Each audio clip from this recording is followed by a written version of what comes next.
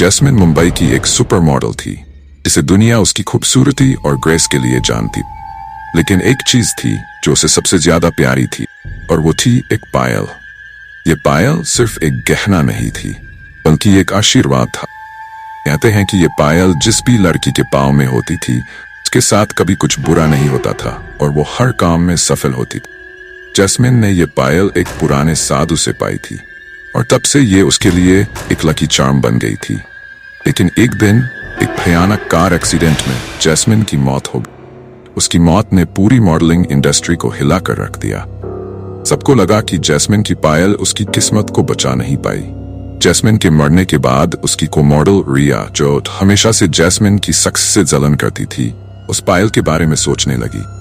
रिया को यकीन था कि अगर उसके पास ये पायल होती तो वो भी जैस्मिन जैसी फेमस हो सकती थी। एक रात रिया ने अपने बॉयफ्रेंड राज को यह प्लान बताया कि वो दोनों जैस्मिन की कब्र पर जाकर उस पायल को वहां से निकाल लेंगे। रात के 2 बजे जब सब सो रहे थे, तब रिया और राज एक बेलचा और टॉर्च लेकर कब्रिस्तान पहुंचे। अंधेरा इतना घना था कि उन्हें अपनी सांस भी जोर से सुनाई दे रही थी। कब्रिस्तान में सिर्फ पत्तों की सरसराहट और दूर से कोई कुत्ता भौंकने की आवाज सुनाई दे रही थी। रिया ने राज से कहा, जल्दी करो, हमें ये पायल निकालकर यहाँ से निकलना होगा।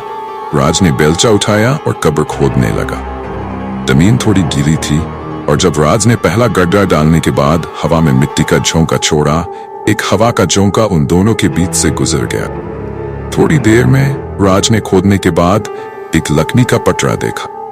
यह है जैस्मिन की कब्र, रिया ने धीरे से कहा, अपनी आवाज में डर को छुपाने की कोशिश करते हुए। राज ने कब्र का पटरा हटा दिया और उसके नीचे जैस्मिन का कलेजा काट देने वाला चेहरा नजर आया। जैस्मिन बिल्कुल वैसी ही थी जैसे वो अपनी मौत के वक्त थी, लेकिन अब उसका चेहरा सफेद पड़ चुका था और उसकी आंखों में एक अजीब सी चमक। रिया ने डरे हुए लेकिन अपनी लालच में अंधी होते हुए जैस्मिन के पांव से पायल उतारने की कोशिश की। जैसे ही उसने पायल को छुआ, उसके हाथ कांप गए। जैस्मिन के पांव ठंडे थे, बिल्कुल बर्फ जैसे। लेकिन रिया ने हिम्मत जुटाई और पायल को खींच लिया। जैसे ही उसने पायल उतारी, जैस्मिन की आंखें खुल गई। रिया ने चीख मारी, लेकिन अब उसकी चीख कब्रिस्तान के अंधेरों में डूब गई थी। जैस्मिन का लाश जिंदा हो उठा, उसकी आंखें लाल हो गई थीं और उसका मुंह जमीन पर घिसने लगा। मेरी पायल वापस करो। जैस्मिन की आवाज अब एक इंसान की नहीं रही थी, बल्कि एक भूतनी की थी। राज ने रिया का हाथ पकड़ा और दोनों वहां से भागने लगे, लेकिन कब्रिस्तान का रास्ता घुमा फिरा कर एक भूल भुलैया जैसा लगने लगा।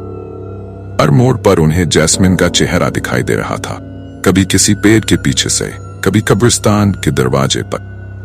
अंत में जब रिया और राज कब्रिस्तान के गेट के पास पहुंचे, तो रिया ने देखा कि उसके पैरों में वही पायल थी जो उसने जैस्मिन के पांव से निकाली थी। रिया ने अपने पांव से पायल निकालने की कोशिश की, लेकिन वो पायल उसके पांव से चिपक गई थी, जैसे उसकी जंजीर बन गई हो। रिया ने जोर से चीखा, मुझे बचाओ, लेकिन राज उस वक्त तक वहां से भाग चुका। उसने पीछे मुड़कर देखा तो जैस्मिन का भूत उसके बिल्कुल करीब था, अपने हाथों से रिया की तरफ बढ़ रहा था। जैस्मिन ने उसके कान में धीरे से कहा, अब ये पायल तेरे साथ रहेगी हमेशा के लिए। और उसके बाद रिया का क्या हुआ, ये कोई नहीं जानता। लोग कहते हैं कि कब्रिस्तान के पास रात को एक औरत की चीखें सुनाई देती और एक पायल की हल्की हल्की झनकार। जो भी उस कब्रिस्तान के पास से गुजरता है, ये कहते हैं कि अब वो पायल जैस्मिन की नहीं, उस भूतनी की है जो अपने नए शिकार का इंतजार कर रही है। अगर आपको हमारी कहानी पसंद आई हो तो लाइक, शेयर और सब्सक्राइब जरूर करें। कमेंट में बताओ कैसी लगी।